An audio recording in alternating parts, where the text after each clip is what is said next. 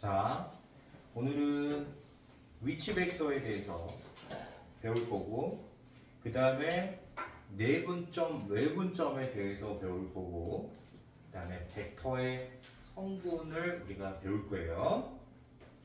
자, 첫 번째, 위치 벡터는 선생님이 앞에서도 설명을 했기 때문에 간단하게만 다시 설명하고 넘어가겠습니다. 위치 벡터는 시점이 일치된 벡터의 표현을 위치 벡터라고 표현을 하는 겁니다. 보통 우리가 A, B 벡터를 위치 벡터로 바꾸는 방법은 종점을 나타내는 벡터에서 시점을 나타내는 벡터의 차이로 위치 벡터로 표현한다고 했는데, 이때 그 시점은 내가 임의로 정할 수 있는 거예요. 그래서 선생님이 만약에 O라는 점을 시점으로 생각을 하겠다. 그러니까 시점이 뭔지는 알죠? 출발하는 점인 거예요. 그래서 내가 이 A, B 벡터는 시점이 O가 아니기 때문에 시점을 O로 바꿔서 벡터로 표현하면 위치 벡터가 되는 것이고, 그 의미가 뭐냐라고 물어보면 O, B 벡터 빼기 O, A 벡터 이렇게 바꿀 수 있는 건데, 우리가 시점이 일치된 상태에서는 종점만을 우리가 소문자로 나타내기로 배웠기 때문에, 약속했기 때문에 얘를 시점을 뺀 종점 B 벡터에서 동점 A 벡터를 빼주는 걸로 표현하는 거예요. 이거를 선생님이 첫 번째 단원에서부터 계속 알려줬던 내용입니다. 그래서 추가로 더 설명할 내용은 아닌 거예요. 자, 그 바로 밑에 내분점, 외분점 이렇게 있는데, 우리가 벡터도 당연히 내분점을 구할 수 있고 외분점을 구할 수 있는 거예요. 벡터도 똑같은 표현으로. 우리가 보통 내분점, 외분점 찾을 때 고등학교 1학년 과정에서 내분점, 외분점 이론을 여러분들이 생각할 수 있을 건데, 벡터도 똑같습니다. 그 내분점, 외분점 이론이 동일하게 벡터에서도 사용된다 라고 생각하면 되는 거예요. 가령 예를 들어서 선생님이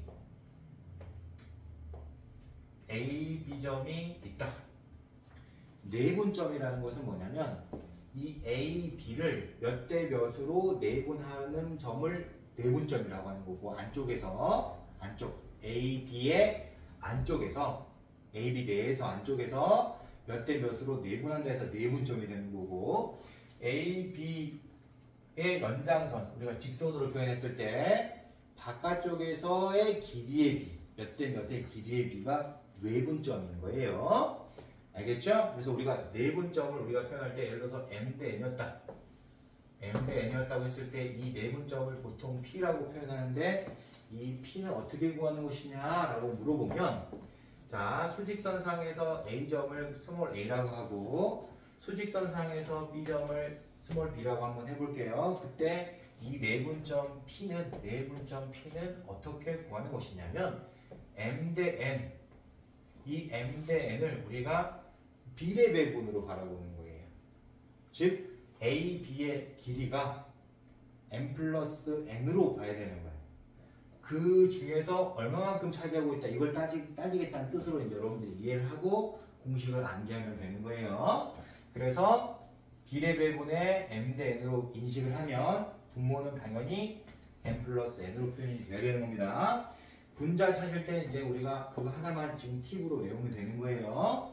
자, 반드시 시작점과 끝점 순서대로 M 대 N을 그대로 둔 상태에서 반대로 곱해야 되는 거예요. 반대로.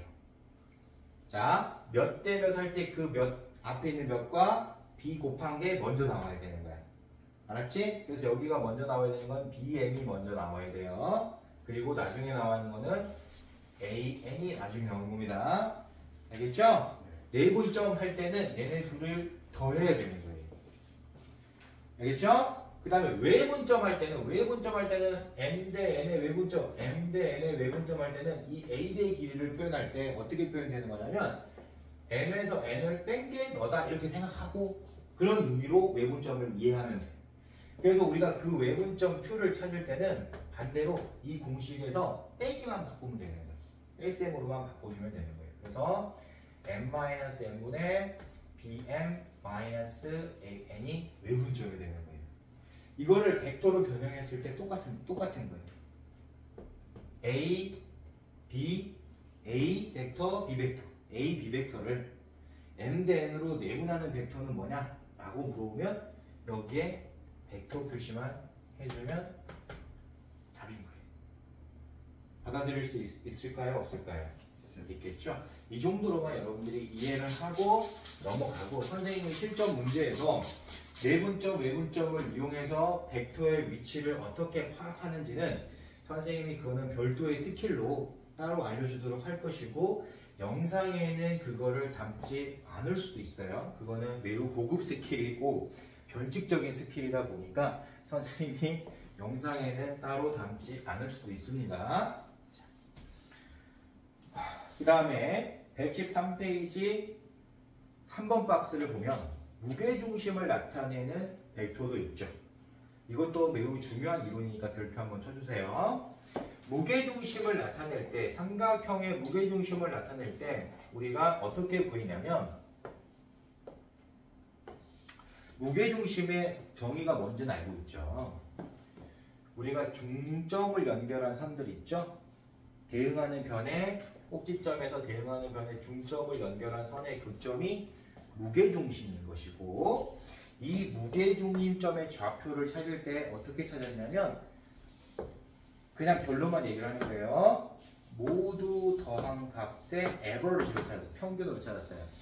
그래서 만약에 선생님이 너를 A, 뭐 B, 뭐 C, 뭐 이렇게 표현했을 때 무게중심점의 좌표 G는 어떻게 표현되는 거냐 그러면은 A 더하기 B 더하기 C를 3으로 나눈 값이다 라고 해석하면 되는 거예요. Y좌표도 똑같이 구하면 되는 겁니다.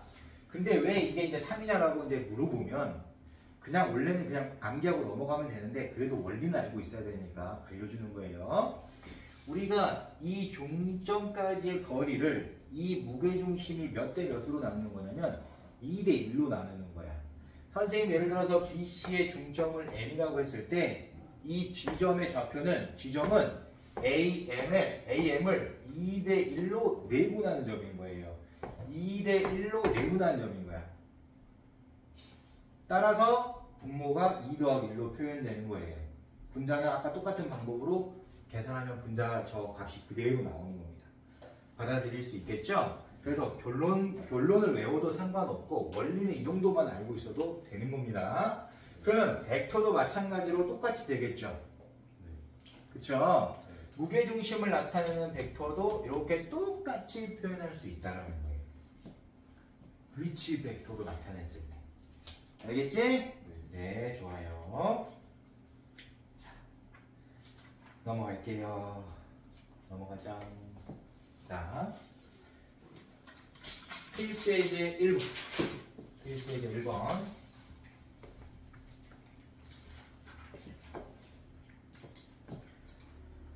오른쪽 그림과 같은 삼각형 OAB에서 OA의 중점을 P, 변 AB를 1대2로 내분한 점을 Q. 자, 삼각형은 그냥 뭐 특별히 뭐 정삼각형 이런 건 아니고 그냥 임의로 삼각형 OAB를 표현한 거네요. 자, 그리고 OA의 중점을 P라고 했어요. 그리고 AB, A에서부터야 하니까 쉽게 얘기를 하면 A에서부터 1대2인 거예요. 그래서 AB를 1대2로 내분한 점을 여기서는 Q라고 했어요. 자, 보세요. 지금 PQ 벡터를 표현하고 싶은 겁니다. 뭘로? 위치 벡터로. 그러면 내가 위치 벡터를 이용해서 PQ 벡터를 표현하고 싶은 건데 그 시점이 우리가 어디였던 건지 확인해야 되겠죠. 근데 내가 표현하고 싶은 벡터는 A 벡터랑 B 벡터를 사용해서 A 벡터와 B 벡터를 사용해서 PQ 벡터를 표현하고 싶은 건데 과연 이 A 벡터와 B 벡터의 시점은 어딘 건지 확인해야 되는 거야. 시점이 어디죠? 5죠. 그래서 우리가 이 5를 시점으로 하고 표현해봐라 이런 얘기가 되는 거예요. 그럼 여기서 이 PQ 벡터는 정확하게 얘기하면 OQ 벡터 빼기 OP 벡터로 표현해야 된다는 얘기인 거예요. 선생님 설명 이해할 수 있어요? 없어요? OQ 벡터 빼기 OP 벡터로 표현하면 되는 거고 우리가 찾아야 될 거는 OP 벡터랑 OQ 벡터만 찾으면 되는 거예요. 그럼 일단 OP 벡터 먼저 찾을게요. 찾기 쉬운 거. OP 벡터는 OA 벡터의 한 가운데 있겠죠. 그러니까 당연히 방향은 같은데 크기만 절반으로 줄였다라고 해석을 하면 되는 거야. 따라서 OP 벡터는 2분의 1 A 벡터로 간단하게 바꿀 수 있어요. 알아들을 수 있죠? 크기만 조정하면 되는 거니까. 근데 문제는 뭐냐면 OQ 벡터야. 이 OQ 벡터가 뭐였냐면은 내분점을 나타내는 벡터잖아요. 그래서 우리가 앞에서 배웠던 공식을 쓰는 거예요. 자, 몇 대 몇이었죠? 1대 2였죠. 1대 2. 1대 2. A, B를. 그치? 그러면 여기서는 A가 A 벡터고 B가 B 벡터였으니까 A 벡터, B 벡터 이렇게 써야 되겠지? 그런 다음에 선생님이 표현할 때는 1 더하기 2. 비대배분의 원리에서 1 더하기 2, 즉 3분의 B 벡터 더하기 2A 벡터 써야 되겠죠? B 벡터 더하기 2A 벡터 이렇게 써야 되겠죠? 그럼 우리가 OQ 벡터를 이렇게 내분점을 이용해서 쉽게 찾을 수 있는 거예요. 받아들일 수 있을까요? 따라서 PQ 벡터를 우리가 위치 벡터로 표현하면 3분의 B 벡터 플러스 2A 벡터에서 2분의 1 A 벡터를 뺀 걸로 표현하면 답인 겁니다. 이렇게 쉽게 이해할 수 있겠죠? 네, 좋아요. 필수 예제 2번 바로 진행하도록 할게요. 자, 필수 예제 2번은 무게중심을 G라고 할 때 GA 벡터 더하기 GB 벡터 더하기 GC 벡터가 왜 0벡터가 되는지 보여주세요 라고 했죠. 자, 선생님이 아까도 설명했지만 무게중심을 나타내는 벡터는 3분의 A 벡터 더하기 B 벡터 더하기 C 벡터라는 걸 꼭 기억하세요. 자, 이제 볼게요. 그러면 이거를 위치 벡터로 바꾼다고 생각을 하면 A 벡터 마이너스 G 벡터 되어야 되고 GA 벡터니까 GB 벡터는 B 벡터 마이너스 G 벡터가 될 거고 GC 벡터는 C 벡터 마이너스 G 벡터가 되겠죠? 네. 자, 이걸 선생님이 빠르게 쓸게요. A 벡터 더하기 B 벡터 더하기 C 벡터에 마이너스 3 G 벡터가 간단하게 위치 벡터로 표현한 값일 것이고 여기서 G 벡터는 무게중심을 나타내는 벡터이기 때문에 3분의 A 벡터 더하기 B 벡터 더하기 C 벡터일 거라는 거를 여러분들이 알고 이 G 벡터 대신에 얘를 대입하면 그치? 좌변이 0벡터가 된다는 걸 알 수가 있는 거예요. 따라서 증명이 완료가 되는 겁니다. 무슨 뜻인지 알겠죠? 여기 G 벡터가 무게중심을 나타내는 벡터이기 때문에 3분의 A 벡터 더하기 B 벡터 더하기 C 벡터여야 되는 거예요. 거기에 마이너스 3을 곱했기 때문에 마이너스 A 벡터, 마이너스 B 벡터, 마이너스 C 벡터로 표현이 되겠죠? 이 앞에 있는 A 벡터와 마이너스 B 벡터 0벡터, B 벡터, 마이너스 B 벡터 0벡터, C 벡터, 마이너스 C 벡터 0벡터. 그래서 좌변이 0벡터가 되는 거니까 당연히 우변도 0벡터가 우변과 좌변이 같은 벡터다라고 우리가 확인할 수 있었잖아요. 증명은 이렇게 하는 겁니다. 네, 좋아요. 그 다음에 3번 보도록 할게요. 3번. 자,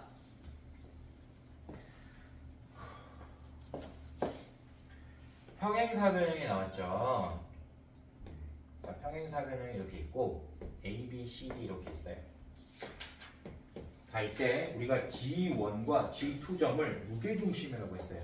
어떻게 했냐면 삼각형 ABC의 무게중심을 G1이라고 하고 G1이라고 하고 삼각형 ACD의 무게중심을 G2라고 말했어요.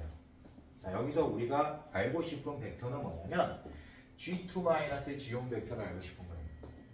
그럼 이거를 우리가 쉽게 찾는 사람은 어떻게 찾으면 되냐면 얘랑 방향이 같은 벡터를 먼저 찾으면 돼. 그게 뭐냐면 BB 벡터야. 그거를 줄이면 얘처럼 된다는 거예요. 그럼 우리가 이제 여기서 길이만 찾을 거야. 자, 몇 대면 2대1. 몇 대면 2대1. 근데 이 길이랑 이 길이가 같은 거니까. 그치? 받아들여 못 받아들여. 형용사변형의 대각선의 성질에 의해서 이 길이가 똑같을 거니까 이 길이랑 이 길이도 같을 거 아니야. 그러면 너랑 너를 2분의 1, 너랑 너를 2분의 1 한 거 더하면 어떻게 되죠? 또 이 길이가 되겠지. 그래서 결과적으로 얘기하면 몇 대 몇 대 몇이 되죠? 1대 1대 1이 돼요. 그러면 1대 1대 1이기 때문에 이 대각선의 길이를 3분의 1로 줄이면 너 길이가 나온다는 거예요. 받아들일 수 있겠어요? 따라서 우리는 G2, G1 벡터를 우리는 3분의 1 DB 벡터로 표현하면 된다는 거예요. 받아들일 수 있죠? 근데 우리는 지금 DB 벡터는 위치 벡터가 아니잖아요. 받아들여요? 여기서는 어떻게 표현하기로 했냐면 AB 벡터를 A 벡터라 그러고 AD 벡터를 B 벡터라고 표현했다는 거야. 따라서 우리는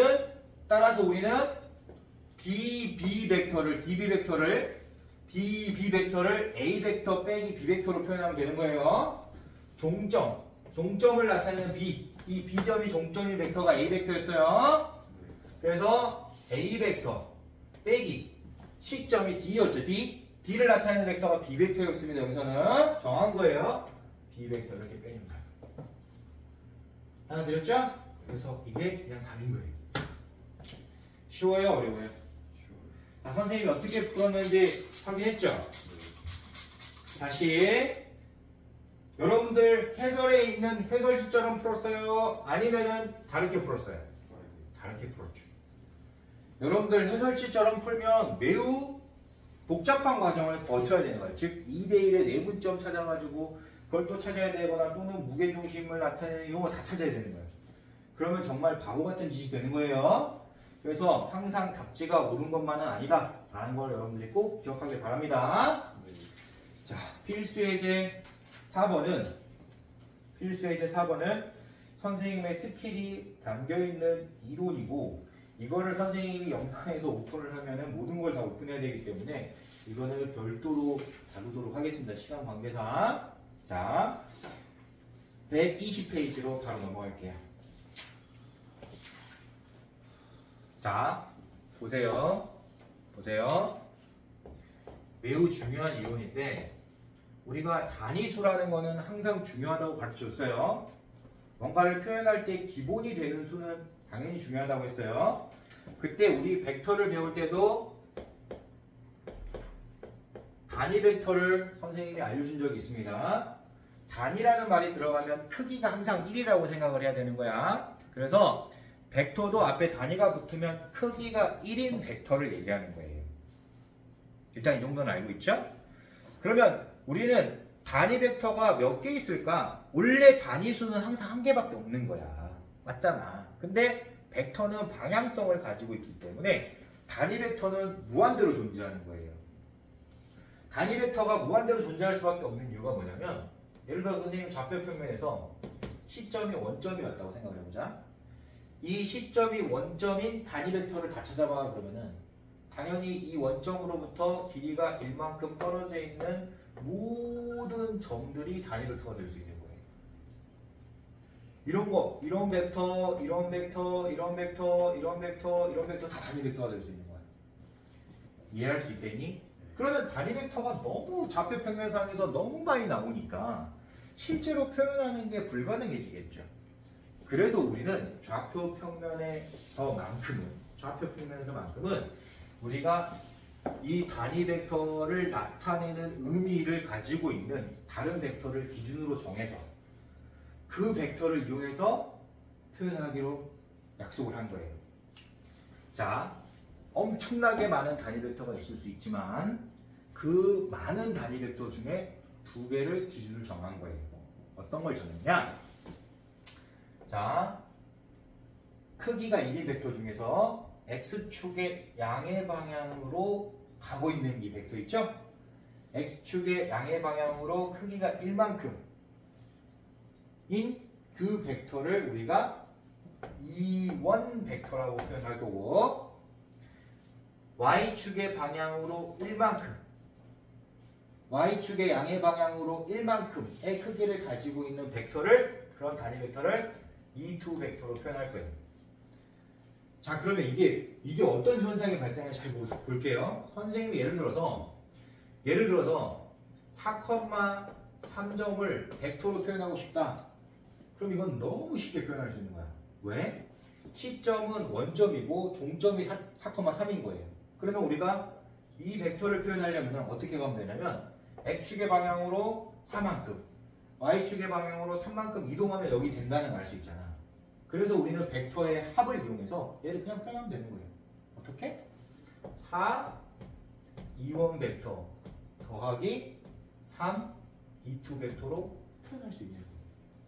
그러니까 선생님 예를 들어서 A라는 점이 4,3점일 때, 4,3일 때 그거를 우리가 좌표 평면상에서 벡터로 표현하면 어떻게 됩니까? 라고 말하면 그냥 4, 2원 벡터 더하기 3, 2, 벡터라고 말할 수 있다는 거야.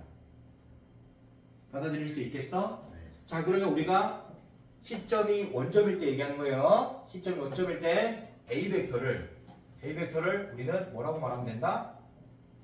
4, 2원 벡터 더하기 3, 2, 벡터라고 말하면 되는 거예요. 그럼 이걸 우리가 다시 성분으로 말하면 성분이라는 말이 뭐냐면 이 점의 좌표를 얘기하는 거예요. 성분이라는 말은 좌표를 말하는 거예요.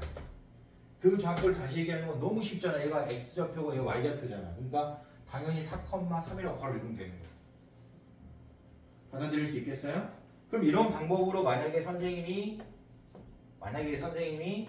B점을 예를 들어서 2,-4라고 한다면 이 OB 벡터, 즉 우리가 말하는 B 벡터는 어떻게 표현하면 되는 거지? 2원 벡터 마이너스 4, 2, 벡터로 표현하면 되는 것이고 이 벡터를 보고 성분을 바로 맞출 수 있는 거죠. 어떻게? 2, 마이너스 이런 뜻인 거예요. 지금. 그러니까 우리가 120페이지의 내용을 이해한다는 것은 단위 벡터를 먼저 이해를 하고 평면에서의 단위 벡터는 무한대로 존재할 수 있는데 우리 그렇게 다 쓰면 너무 힘드니까 딱 두 개를 기준으로 표현하기로 한 거예요. 그게 X축의 양의 방향으로 1만큼 크기를 가지고 있는 단위 벡터랑 Y축의 양의 방향으로 1의 크기를 가지고 있는 단위 벡터 두 개를 2원 벡터 그리고 2, 벡터 이렇게 표현하기로 하고 알겠죠? 그 두 벡터만을 이용해서 벡터를 나타내는 거예요. 그때 우리가 그 점의 좌표를 성분이라고 말한다 라는 거예요. 알겠죠? 그러면 우리가 좌표 평면 벡터라고 이제 앞으로 부를게요. 평면에 표현되어 있는 벡터, 좌표 평면상에 표현되어 있는 벡터를 평면 벡터라고 하는데 평면 벡터 상에서의 크기는 그럼 뭐냐라고 물어보면 당연히 길이를 얘기하는 거잖아요. 그래서 그 길이를 찾을 때는 당연히 절대값을 쓰는 것이고 그 절대값을 계산할 때는 알겠지? 우리 예전에 배웠듯이 피타고라스 정리 그대로 이용하면 되는 거예요. X좌표의 차이만큼의 제곱의 제곱과 Y좌표의 제곱의 합을 더해준 다음에 제곱근 쓰면 되는 거지. 그치? 근데 얘는 지금 당연히 시점이 어디에 있을 거니까 원점에 있을 거니까 원점의 성분이 0,0이잖아요. 그래서 그냥 종점을 나타내는 성분이 있죠? 그 성분의 제곱의 합의 제곱근이 바로 벡터의 크기가 된다. 이렇게 해석하면 된다 라는 겁니다. 받아들일 수 있겠죠? 그리고 121페이지 4번 내용은 뭐냐면 야 너네 두 평면 벡터가 똑같아야 돼 라고 하면은 벡터가 똑같다고 하면은 평면에서 벡터가 같다라고 하면은 당연히 성분이 같다라고 해석을 해야 되는 거예요. 알겠죠? 왜냐하면 방향이 다르면 다른 벡터잖아. A점의 위치랑 B점의 위치가 달라요. 그러면 당연히 방향이 무조건 다르겠지. 그러니까 같은 벡터가 될 리가 없잖아. 같은 벡터가 된다는 것은 방향도 같고 크기도 같아야 되는 거야. 근데 평면 벡터 상에서 평면에서 같은 벡터가 된다는 말은 어떤 의미죠? 방향하고 크기가 같아야 되는데 시점이 우리 위치 벡터를 얘기하고 있으니까 시점이 원점으로 일치된 상태에서 같은 벡터가 되려면 당연히 뭐가 같아야 돼요? 성분이 같아야 되는 거예요. 받아들일 수 있겠어요? 따라서 4번 내용은 성분이 같으면 당연히 같은 벡터야 이렇게 이제 말을 하는 거예요. 알겠죠? 같은 벡터면 성분이 같을 수밖에 없어 이 말을 하는 거예요 지금. 될까요? 그 다음에 선생님이 얘기했지만 만약에 A 벡터랑 B 벡터를 만약에 더해라라고 하면 당연히 얘는 아까 우리 표현했던 대로 연습을 한번 해보자. 4, 2원 벡터 더하기 3, 2, 벡터랑 B 벡터가 2, 2원 벡터 마이너스 4, 2, 벡터였어요. 이거 두 개 더하라는 거잖아. 선생님 벡터의 합은 같은 벡터끼리만 더할 수 있다고 가르쳐줬습니다. 따라서 4, 2원 벡터랑 2, 2원 벡터랑 더할 수 있는 거고 3, 2, 벡터와 마이너스 4, 2, 벡터를 더할 수 있는 거예요. 그럼 결론부터 얘기를 하면 어떻게 되냐면 성분이 같은 것끼리 그냥 더하는 게 답인 거예요. x는 x끼리만 더해주고 y는 y끼리만 더해지는 거예요. 왜? 벡터 자체가 같은 벡터는 x는 x끼리 같을 거고 y는 y끼리 같을 거니까. 받아들이겠어? 그 내용을 지금 설명하고 있는 게 이 내용인 거예요. 되겠습니까? 그래서 너는 결과적으로 6, 마이너스 1 이렇게 편하게 계산하라는 얘기인 거죠. 그 내용을 지금 121페이지 5번에서 하고 있는 겁니다. 그러면 어떤 벡터의 실수배를 곱하면 당연히 길이가 그만큼 늘어나는 거니까, 그치? 성분도 똑같이 실수배로 늘어나는 게 맞는 거지. 맞아, 틀려? 맞겠지? 그 얘기를 하고 있는 겁니다. 122페이지 6번 내용은 이제 둘 다 위치 벡터긴 한데 A, B 벡터라는 벡터를 새로 만든 거예요. 알겠죠? 그러면은 A, B 벡터는 일단은 평면 벡터 상에서는 위치 벡터가 아니잖아. 왜냐면 시점이 5가 아니니까. A, B 벡터는 시점이 5가 아니란 말이야. 그때 A, B 벡터의 크기를 물어보면 어떻게 해야 되냐면 아까 똑같은 거야. 위치 벡터를 먼저 받고 그래서 성분을 찾는 거야. 그럼 어떻게 찾지? A, B 벡터니까 B 벡터 마이너스 A 벡터로 말하겠지. 그러면 아까도 얘기했지. B 벡터에서 A 벡터를 빼면 성분으로 몇 컴마 몇 이렇게 말할 수 있잖아요. 그쵸? 그 성분을 찾은 다음에 제곱해서 더하면 답인 거예요. 받아들일 수 있겠어요? 그러니까 이거는 6번은 그냥 우리가 알고 있던 두 점 사이 거리 구하는 거랑 똑같은 내용인 거예요. 알겠습니까? 네. 벡터도 성분으로 나타낼 수 있기 때문에 벡터의 크기를 물어봤다. 평면 벡터의 크기를 물어봤다. 그러면 두 점 사이의 거리를 구하는 방법과 동일한 방법으로 계산이 된다. 성분을 알고 있을 때 얘기입니다. 네, 좋아요. 그 다음에 7번 같은 경우에 평행 이론은 우리가 앞에서 배웠잖아요. 어떻게 배웠어요? 평행하다면 다른 한 벡터에 실수배를 하면 같은 벡터가 될 수 있다고 그랬지. 일단 방향은 같으니까. 방향이 일단 같으니까 길이만 다를 거라고, 벡터의 길이만 다를 거라고 일단 우리는 생각을 하는 거야. 그럼 평행이면 일단 방향은 같아야 되니까 어떤 실수를 곱하면 똑같은 벡터가 될 수 있다는 걸 알아야 된다고 그랬지. 그래서 선생님이 앞에서 가르쳐줬듯이 벡터를 이용해서 평행을 증명할 때는 그냥 어떤 의미의 실수를 곱했을 때 그 벡터의 길이가 조정이 되는 거고 조절이 됐을 때 똑같은 벡터가 될 수 있다는 걸 말하는 것이다. 그러면 평행인 것이다. 라고 했던 거를 그대로 여기서 이용하는 거예요. 근데 여기서 중요한 건 뭐냐면 우리가 지금 평면 벡터잖아요. 평면 벡터에서는 성분이 매우 중요해요. 그래서 성분을 이용해서도 평행을 증명할 수 있는 거야. 그러면 당연히 평행하려면 기울기, 우리 직선으로 말하면 기울기가 같은 거잖아. 맞지? 그래서 x 증가량분의 y 증가량이 이제 보통은 위치 벡터 상에서의 기울기란 말이에요. 이건 알죠? 왜냐하면 시점이 원점이었으니까. 그래서 x분의 y, 너 x분의 y가 똑같으면 평행이라는 걸 알 수가 있는 거야. 기울기가 같은 거니까. 받아들일 수 있겠니? 그러니까 우리가 성분을 알고 있을 때는 성분의 비율이 같다. 성분의 비율이 같다라고 해서 평행을 증명할 수 있는 거예요. 근데 내가 만약에 성분을 잘 모르겠어. 그러면 어떤 벡터에다가 뭘 곱했을 때 같은 벡터가 된다라고 말하면 되는 겁니다. 그래서 방법은 몇 가지가 있다? 두 가지가 있다. 내가 벡터의 성분을 알고 있으면 성분의 비율, x 증가량분의 y 증가량 따지듯이 기울기 따지듯이 성분의 비율을 이용해서 증명하는 방법이 있고 성분 내가 몰라 그러면 벡터의 곱을 이용해서 너 벡터의 실수배를 이용해서 너가 너한테 곱했을 때 같은 벡터가 될 수 있어 라는 걸 지금 사용하면 된다는 뜻인 거예요. 할 수 있겠죠? 이 내용은 너무 쉬워서 사실 필수 예제를 선생님이 풀어줄 필요가 없을 정도로 너무 간단한 내용들입니다. 이거는 거의 중학교 수준의 문제밖에 안 돼요. 그래서 이거는 선생님이 필수 예제를 풀지 않고 강의를 마무리 지을 거예요. 여러분들이 혹시라도 필수 예제를 풀어보고 나서 내가 이건 도저히 안 되겠다 라고 생각되는 내용이 있으면 그거는 선생님이 다른 강의 시간에 별도로 설명하도록 할게요. 그래서 일단은 이론은 이 정도로 간단하게 해도 될 만큼 매우 쉽다. 선생님이 그렇게 결론을 내주고 필수 예제도 너무 중딩적으로 쉬워서 선생님이 따로 강의에 담지는 않는다. 이렇게 해석을 하고 선생님이 오늘 강의는 마무리 짓도록 하겠습니다.